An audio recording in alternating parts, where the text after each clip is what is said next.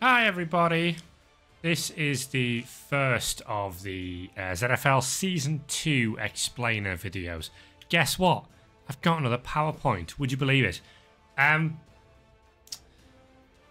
first thing I want to do is go over the redesign for coach classes and tactics. We've got more signups than I expected. We've hit 24 now, which means that we will definitely be doing 2 divisions. Obviously, that means there's a lot of new people who don't really know what's going on here. So I think because the first thing I'm asking for is your coach character and a bit of background on that, it made the most sense that the first thing we should talk about is your coach class and how that feeds into tactics for the season. And that is just so you can make an informed decision, or as informed a decision as possible, about what you're doing. So, we will begin with a recap for those who played in Season 1 and basically an explainer for those who didn't play Season 1 of exactly what the coach class and tactics system looked like. So you may have already seen this spreadsheet when you filled in the first part of the application form. There were 10 coach classes in Season 1. From disciplinarian through to maverick through to visionary, and these coach classes dictated your available starting deck. Now these starting deck were your tactics cards. So what these tactics cards did were, ahead of every game you played in the season, you submitted 2 tactics cards to me, and these were objectives that you were trying to achieve in the match. So you can see here we've got objectives to score at least 3 touchdowns in the match, or complete at least 3 passes during the match. These cards were different depending on what class you took. So T-Self took the Entertainer, which is what we can see here. So this was themed around trying to score lots of touchdowns, win the game by large margins, and all that sort of thing. This then combined with the team that you were assigned. So T-Self took over the Tall Lithuanian Celtics. The Celtics had a similar mindset. So there were some team-based tactics as well. And you can see that the Celtics also had some team tactics cards that were based around running up lots of touchdowns, completing passes, and all that sort of thing. There's also some player-specific ones that T-Self was able to design during the season, such as Boo de Loose down there, sack the ball carrier with a specific player, and then recover possession with another specific player. What we're looking at here is sort of how many of these that T-Self was able to do. There's a few slots that are empty. Obviously, I haven't updated all this for the rest of the season yet, but just focus on this video now. Another comparison here is Razter. So, Razter was a scoundrel coach in charge of Vinscore Defiant. Now, the scoundrel was basically themed around heavy fouling and underhanded play. So there's lots and lots of cards that are commit 6 fouls, commit 8 fouls, remove an opposition player via a foul, and you've got a keyword that means the more players you do that with, the better you do. Induce bribes, all that sort of thing. This combined with Vinscore Defiant, who were also a fouling-themed team, meant that it was very, very easy for Razter to ramp up his successful tactics quickly. So you can see he's actually off the bottom of literally off the charts here.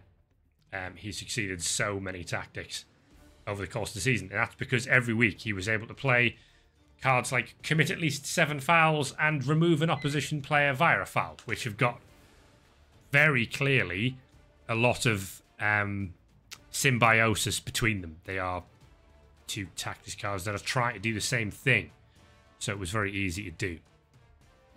So what I've decided is I didn't really like this approach. These were teams that it worked for. There were other teams where their tactics didn't really line up with the team that they had.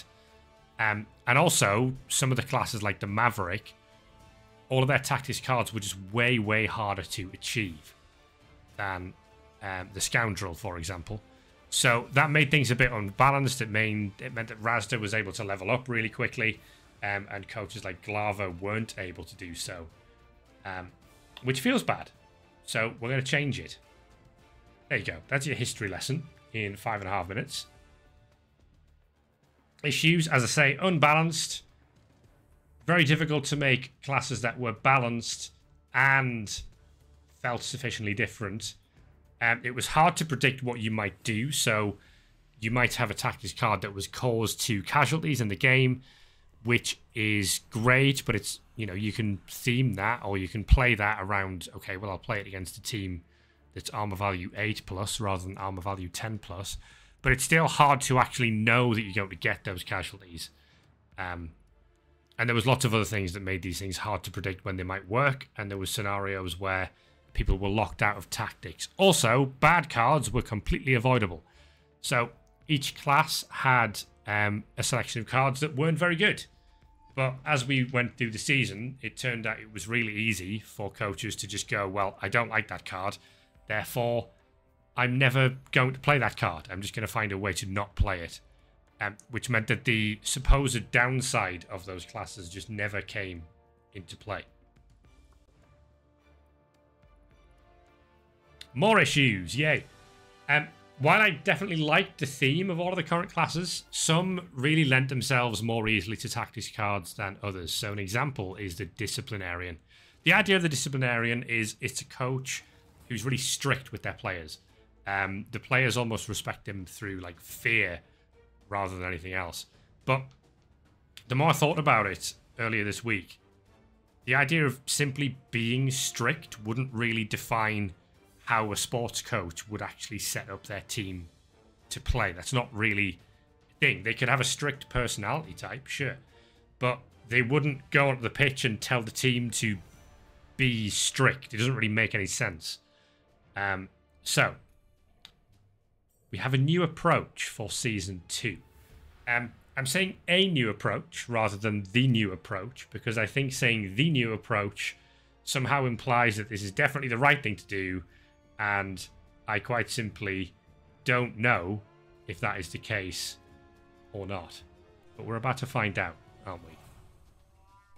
Strap yourselves in, everybody. We'll try to take this one step at a time. Creating a coach version 2.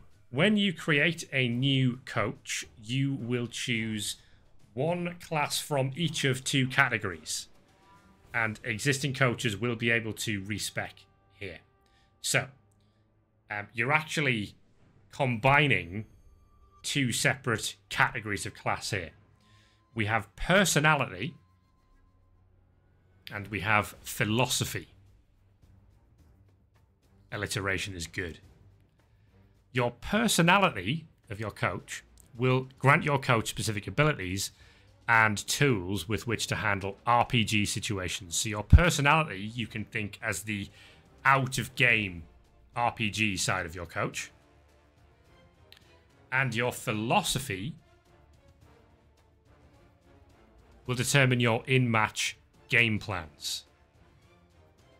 You might notice game plans is capitalized there. Here's new thing number 2. Game plans. So, instead of a whole bunch of tactics cards, the initial idea that we're going to commit to is that your coach will commit to 3 game plans at the beginning of the season, and you can design these. But the game plans you have available to you, or if it doesn't fit with your coach's philosophy, I may reject it. They should be heavily influenced by your coach's philosophy. I'll provide some examples of these later on. Once you submit your 3 game plans, they will then be assigned to one of a play it safe game plan. This is your easiest game plan on paper, so this will give, in theory, the lowest coach XP reward. The usual approach is like the standard, we'll do this every week, unless there's a scenario where we want to take more risk or less risk.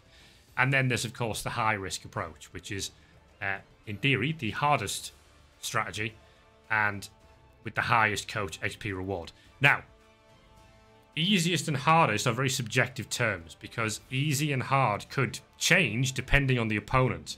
So there won't be a catch-all situation here. I'm going to sort of play this by ear a bit and see what you guys come up with. But I'm keen to let you guys design these as much as you want to. I am going to provide some sort of examples for you to work from, and you can just use those examples if you want. But if you've got ideas, I'm keen to hear them. ZFL Tactical Freedom is the name of what I've called this bit, effectively. So all 3 of your chosen game plans will be available in every match.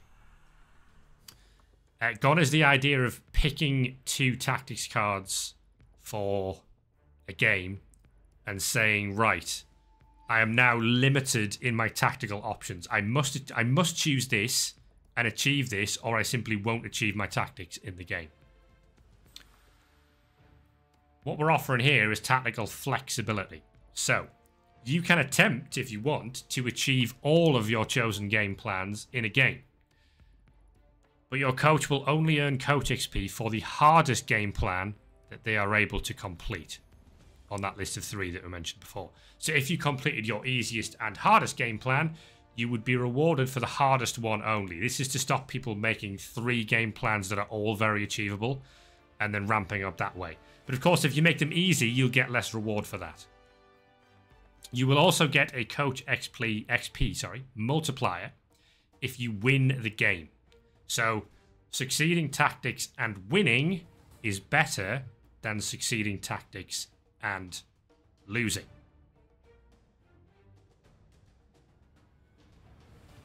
Hope that makes sense. ZFL, not that much tactical freedom, however. Game plans should be notably different. What I don't want is your game plan to be commit 6 fouls, commit 7 fouls, or commit 8 fouls. Like, that's not what we're aiming for here. Because it's pretty much doing the same thing 3 times. You might have one which is commit a bunch of fouls, but we might need some specific scenarios around those fouls. Like putting in lots of assists, for example. But we want different game plans for different scenarios. So the idea is, right, well, we've got this play it safe game plan for when we face the Dwarfs. This is what we're going to do when we face the Dwarfs. But if we're facing a team that's at the bottom of the division that we think we can beat, we might try the high-risk approach to try and get more reward. I do want all the game plans to be on the table in every game, which allows you to effectively bail out of a game plan during the match, like a good coach would. You say, oh, okay, the way this game is going, this game plan is not going to work anymore. I should bail out. And I can look at my other 2 options and say, okay, well, I can't achieve that. Can I achieve any of these other 2 and try to at least redeem the situation with that?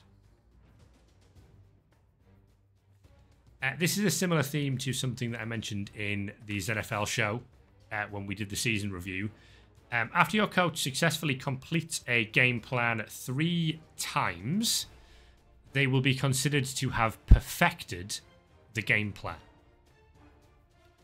So if it's commit 6 fouls, and you commit 6 fouls in the first game, you've achieved it once. Then if you do it in the second game again, and the third game after that, and you are rewarded for it, then you're considered to have perfected the game plan. Once it's perfected, you can't earn any more coach XP for completing it unless you improve it.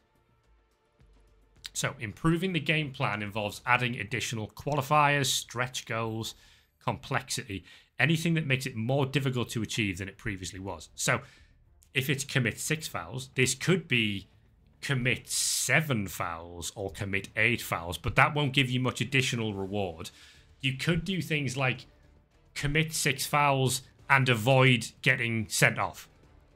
Or now it's commit 6 fouls with at least 3 assists on all of those fouls. Or it might just be commit 6 fouls with dirty player. Something like that. Anything that changes it and makes it a modification or an improvement of the first game plan will then unlock it again to be able to achieve coach XP. So the idea is that you start off with this initial game plan. If it's not working, there will be an option for you to scrap it entirely and bring in a new one. But if you manage to perfect that, then you improve it and you try to fine-tune it and make it better as we go. By increasing the difficulty, you'll also increase the rewards. All submitted game plans in your division will be ranked and categorized by difficulty. So if you submit the easiest ones, you will be earning less XP than people around you. Like, you'll have a good chance of earning that XP, but other people will be earning more than you if they achieve their goals as well. Okay, new thing. Team Harmony. Team Harmony will be a sliding scale that tracks the overall happiness of your team. This will be available on your team's spreadsheet. You get access, if you're new, you get access to a spreadsheet that is just related to your team. So no one else can see it except me and you. And if there's other admins, they'll be able to see it as well. Team rerolls are now linked to Team Harmony. You do not get a choice in how many team rerolls your team can roster. Your Team Harmony can be impacted by RPG events, but is most commonly impacted by your selected match instructions. So, teams that are united, you can see on the right-hand side of the scale there. I may adjust these words. These are just the words I came up with earlier today. They will have to take 5 rerolls. Now, that's good. Teams that are amateurish at the bottom end of the scale, these players have effectively really fallen out. They're not getting on. They're not working very well together. They will have no team rerolls. In order to get team rerolls, you will have to complete match instructions to increase your team harmony and therefore unlock more rerolls. And similarly, if you're not completing match instructions, you will go down this scale and you will lose rerolls as we go because your team isn't happy, starts falling out, all that sort of thing.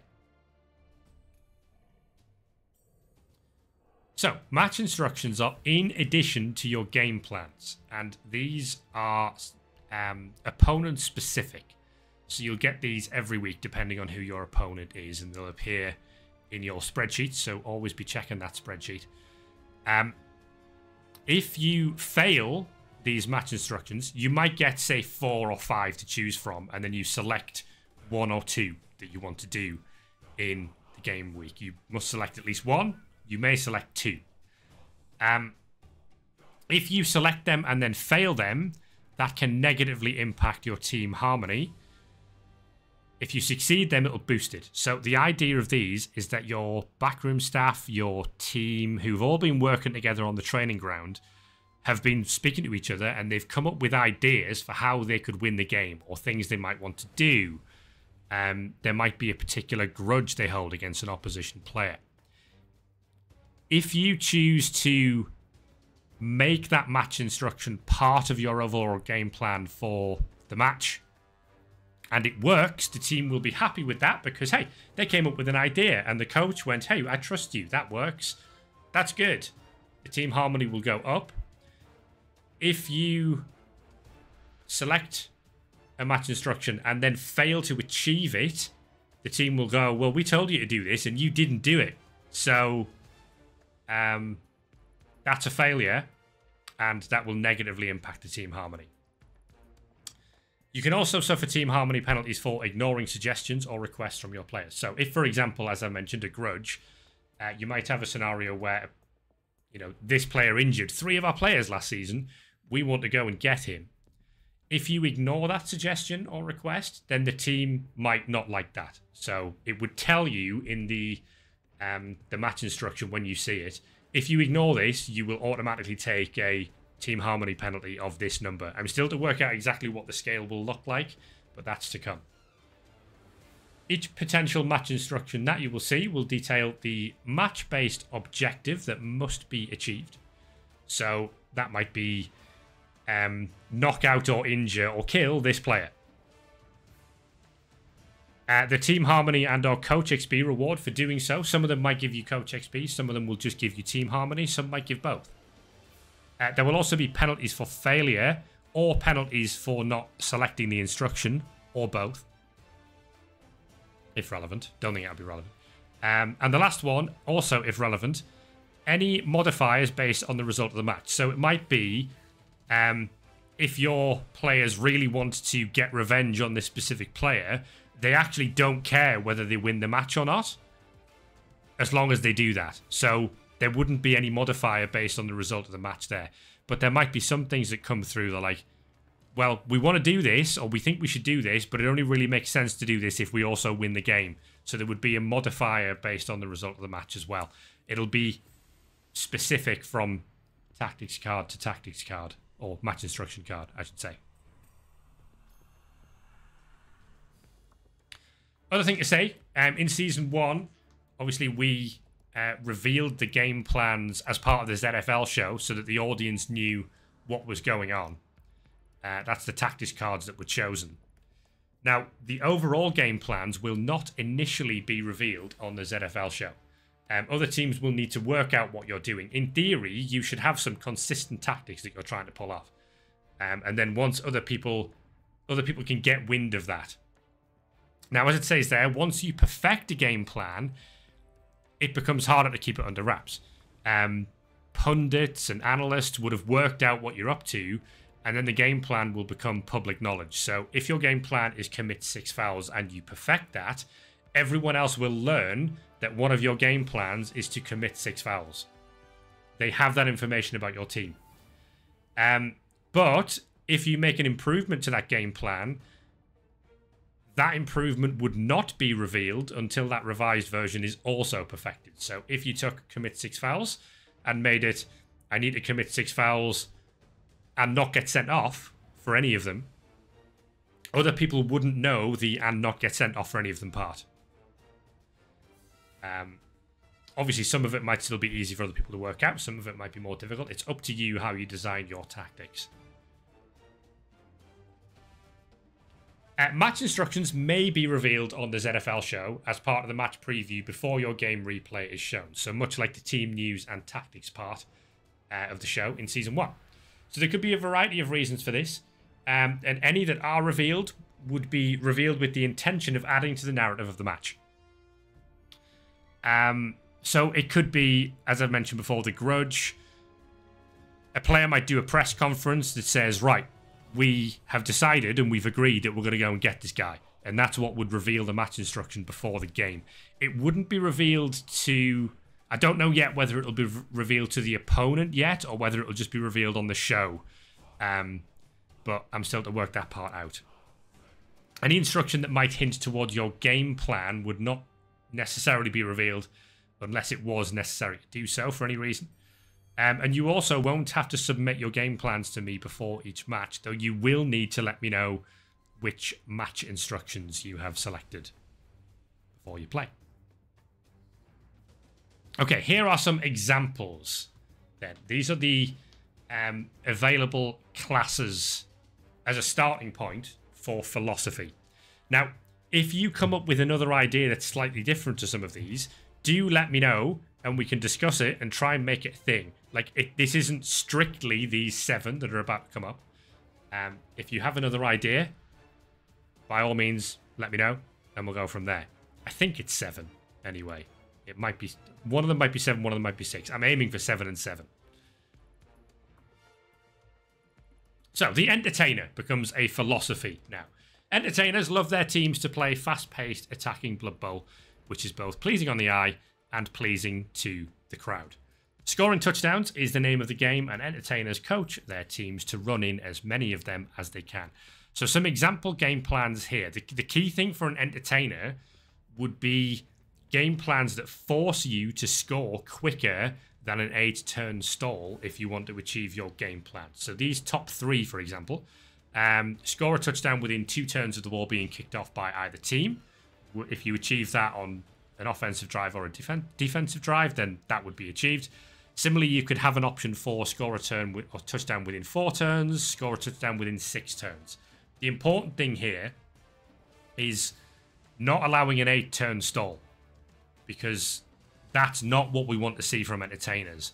Obviously, it's not to your advantage to score and get 2-1 grinded, but if you're an entertainer, you're going to need to work out a way to do that, because we don't want you to play 1-0 games. We want entertainers to look to score lots and lots of touchdowns, or as many as they can. Other examples there around successfully passing, handing off, and scoring as part of the same action. Scoring more than 1 touchdown in the same half. That sort of thing. They're just some initial ideas for entertainers, if that's the route you want to go. This is one I've directly stolen from football. The Gegenpresser. So gegenpressing is a tactic that involves pressing high up the field to win the ball back quickly from the opponent. Gegenpressers will look to apply heavy pressure to the opposition ball carrier in the hopes of turning over possession. So it's slightly different to the entertainer, this one, in that they're more concerned with constantly having pressure on the ball. So constant threat, always leave a player in scoring range as often as you can, and work out a defense that allows you to do that. Having as many turns as possible where if an opponent has possession, you have at least one player marking the ball carrier, so you're constantly trying to break the cage and put pressure on the ball and seeing if you can make it stick. Sacking the ball and scoring a touchdown on the same turn. Preventing the opponent from forming X cages on as many turns as possible. So they've got a compromised cage. All that sort of thing would be what we're looking for from gegenpressers. But again, if you've got an idea, do let me know if that's the route you want to go. The pragmatist is pretty much the opposite. So a pragmatic coach would favour caution, preferring to ensure their team produces sensible, structured play with minimal risk-taking. Now, obviously, part of this could be the perfect stall option there, which is making sure you score an 8-turn touchdown or 7-turn if there's a timeout. But that's like without attempting any dodge rolls, making any catch rolls. Those last 2 bits are things that you could add as qualifiers later down the line. So initially it could just be score an 8-turn touchdown. And then when you improve that, you could go, right, we now need to score an 8-turn touchdown without handing the ball off to anyone. Or we now need to score an 8-turn touchdown without attempting to dodge at any part of that with the ball carrier. That sort of thing. There's a few more ideas there for pragmatists, but the idea is that you are putting things that force you to minimize risk. So, for example, making as few dodge rolls as possible on an offensive drive, that sort of thing. The Scoundrel, we all know the Scoundrel. The Scoundrel has complete disregard for the rules of the game and trains their team in the dark arts. Typically, they're happy to win at any cost and revel in confrontation on the pitch. This generally means this is a fouling coach. But we'd like to make fouling coaches more interesting than just foul 6 times. So there's some ideas there for some ways in which we could do that. The Tactician is an interesting one. I don't strictly know whether this would work, but I'm interested to see whether someone would be interested in trying to make this work. The idea of the Tactician is someone who's really interested in set plays and formations. So they would spend lots of their time planning precisely where they want their players to be. So this could be done with having like specific defensive structures. So constantly setting up the old defensive screens with 2 players and then a gap of 2 and then 2 players and then a gap of 2 and then 2 players as often as possible. Or just ensuring that you don't have players marked so that you're constantly screening the ball. Things like having the ball in one half of the pitch and then switching it to the other side of the pitch. So using the wide zones to set tactics. Making sure the team's got lots of sidestep or stand firm players so that they are always prepared to defend a 1-turn touchdown. Anything like that. Do hit me up with ideas if you've got them and you want to pursue that route. Tiki-taka, another one I've stolen from football. Couldn't really think of a better name for this, so I've stolen this. The tiki-taka philosophy wants to let the ball do the work. So this is a coach that would be looking to constantly pass and move the ball around. They would want to take throwers, and they would want to skill up those throwers to take lots of passing skills so that they could constantly move the ball to different parts of the pitch and never let the opponent get anywhere near it. Obviously, this is not what you would consider good play, because generally you would never want to pass. But the ZFL doesn't know that. So we're interested as to, in a more casual environment, can someone come up with a good way of doing that makes a team interesting to watch?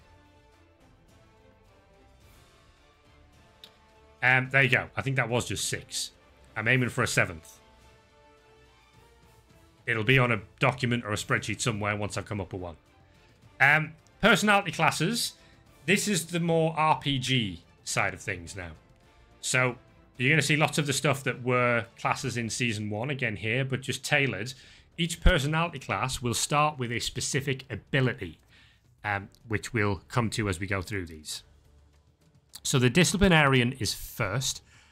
This is someone who is hired to sort out an unruly squad. So in theory, this is someone who wants to be really strict with the players, that they might be coming in to a team that's got low rerolls and they want to sort them out. The idea for a starting ability that I've got there, this is not strictly going to be the case. Some of these could be tweaked. Disciplinarians would suffer a 50% increase in team harmony penalties whenever they fail a coach match instruction. So that's a match instruction that comes from either your own head coach or one of your backroom staff coaches.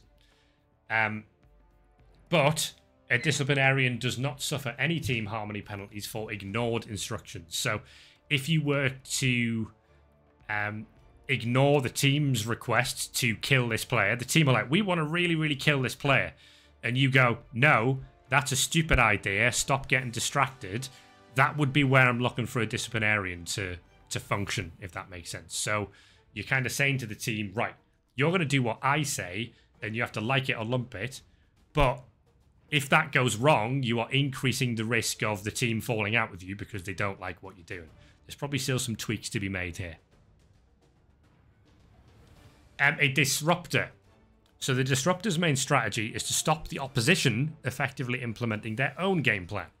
So they actually spend most of their time focusing on the weakness of the opposition more than the strength of their own team. So the idea I've had so far is for disruptors to gain a unique staff member, the Goblin Spy. The Goblin Spy will provide additional spy class match instruction options, which is based upon the opponent's likely game plan. So this would give you a clue as to what the opponent might do, and then these match instructions might be based around ways of stopping that. So if you know the other team are likely to foul, the match instruction might be try and wipe out the dirty players quickly, or something like that. It gives you a little clue as to what might happen.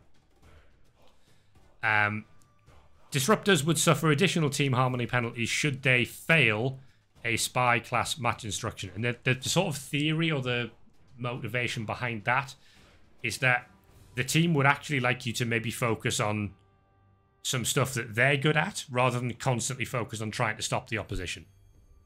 That sort of thing. The X-Pro. This one I really like, but I hope it works. So the X-Pro is a former Blood Bowl player turned coach. And this is someone who was very, very popular while they were a player. They played for lots of teams. They knew lots of people.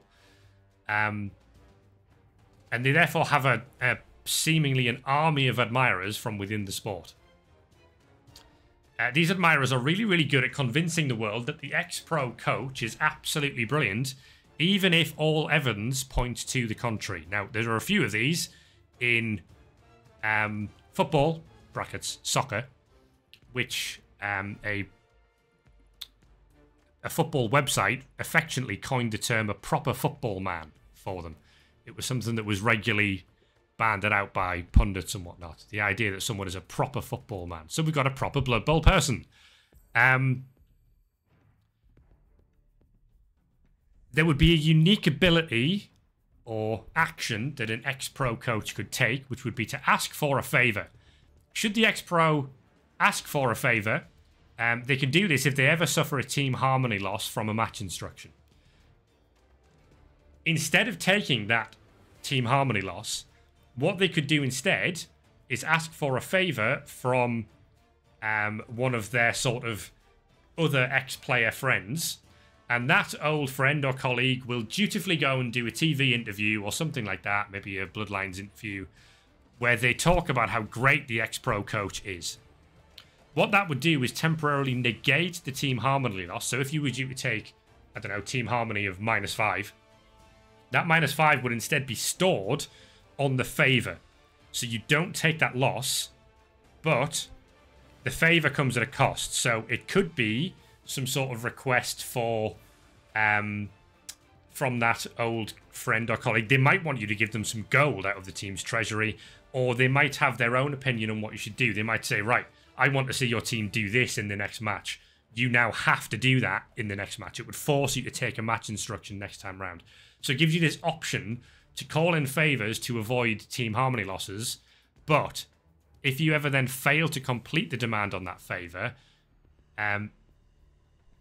that ex-friend or colleague would then go out and do another TV interview that says, actually, this guy's awful, and you will suffer an additional team harmony loss.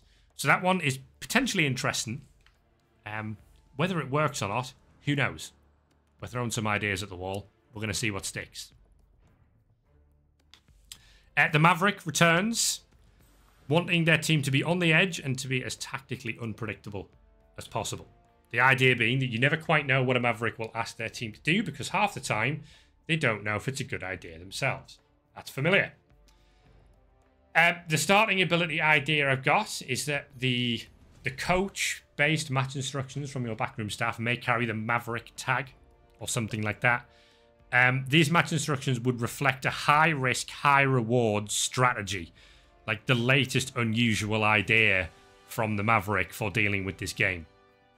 Generally, they won't be that easy to do. So they could be like, we want to make a play that includes a 5+ in here, or we want to leap into the cage and sack the ball, or we want to do something crazy that wouldn't be expected. These cards would be an additional source of coach XP for the Maverick coach, but there'll be double rewards and double penalties. So if you do a crazy idea and it works, great, double reward. But if you take on a crazy idea and you don't make it work, double penalty, because the players will be like, well, what the hell? That was a crazy idea. Why did you make us do that? The Motivator has one major talent, which is psychology. The idea here is that these coaches are able to convince even the most mediocre of players that they're important, that they're needed, and that they're the greatest out there on the pitch. I'm theming this one around the idea of like Ted Lasso, hence why the starting ability is called Believe.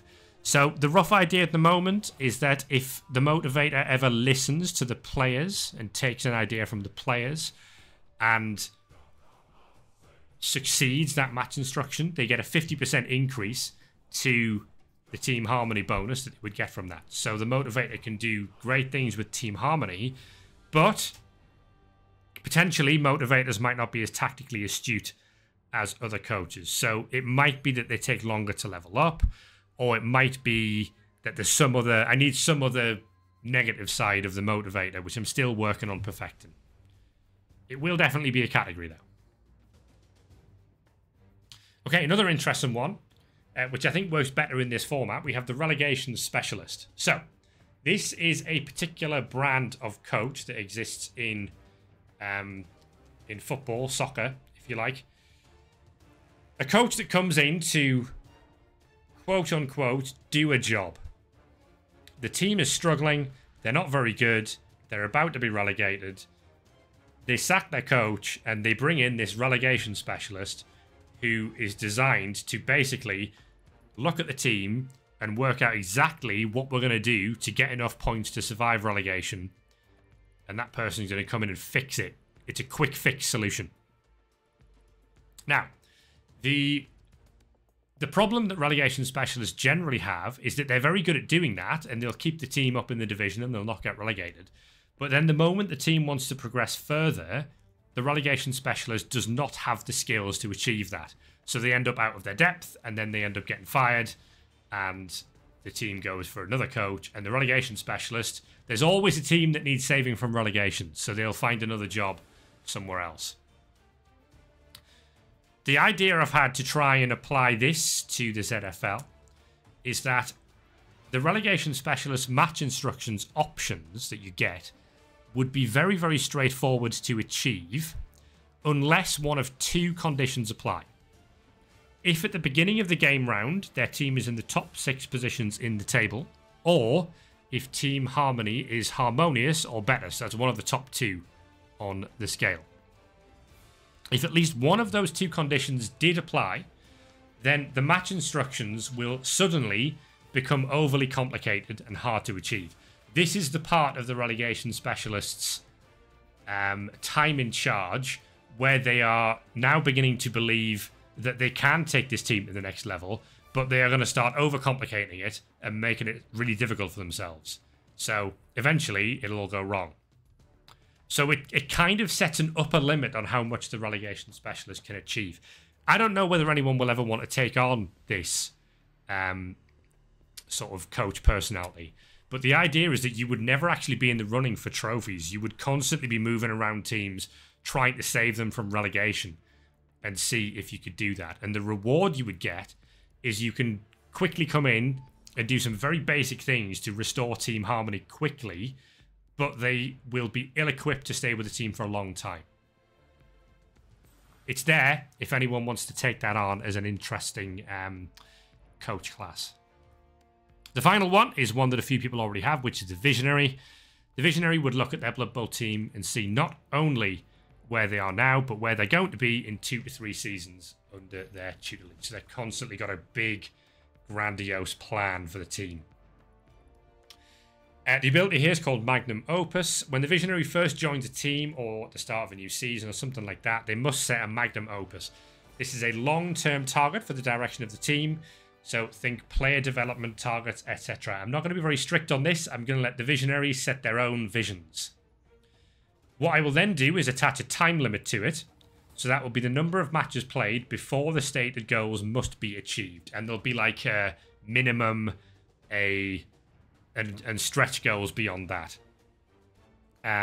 It'll also have a team harmony reward and a penalty attached. If the Magnum Opus is achieved, a large team harmony boost would be applied. That would get larger depending on how well it's achieved. But there would be a large team harmony penalty if it was failed, because the players would start to look and go, I'm really not buying into this guy's vision. This isn't working. So you'll get a big team harmony penalty and then effectively have to start again with a new vision. Or do you stick to your guns? Okay, I'm trying to get this done before we hit the 45-minute mark, because that's weirdly the time limit I've set on myself. So here's a few final thoughts. The benefits, I think, of this approach, by splitting the classes in 2, we've gone from 10 possible coach classes to 49 possible character classes once I get that 7th philosophy one in. Game plans should hopefully feel more consistent from week to week than the old tactics cards did. So you're not having to constantly change what you're doing every week, and you can actually work towards building up these game plans as you go. Match instructions will often help drive narrative, but they won't always be good because your team are not as smart as you, and neither are your assistant coaches. So you'll have to make some week-to-week decisions there about which of those you want to take. That'll be more similar to the old tactics card system. And a word of warning, as always with these things, there will be some combinations that are stronger than others. I'm okay with this because some coaches will be better than others, but if anything does seem too overpowered, just let me know and we can work on fixing it. Final thing to say is about leveling up. Not something you need to immediately worry about, but as your character gains XP and hits certain thresholds, they will gain access to new abilities or staff members. This will most commonly give you additional tools for the RPG side of the game, though in some cases, they can provide in-game benefits. For returning coaches, I'm going to be in touch with options for your own character based on what level you reach at the end of Season 1, because we need to respec your characters. I'm also going to adjust the leveling thresholds, because some coaches ramped up way too quickly in Season 1. So I may need a little bit of time to see how the new coach XP and game plan system plays out before I can properly set these. Okay. That's it. That's your lot. Okay, we did it. We're inside 45 minutes. Thank you for watching, everyone. Do get in touch with me with ideas about coach classes or whatever it is you want to do. And we're going to start getting those coach classes set up and assigned and sorted so that we can get on to the next bit, which will be assigning teams. Cheers.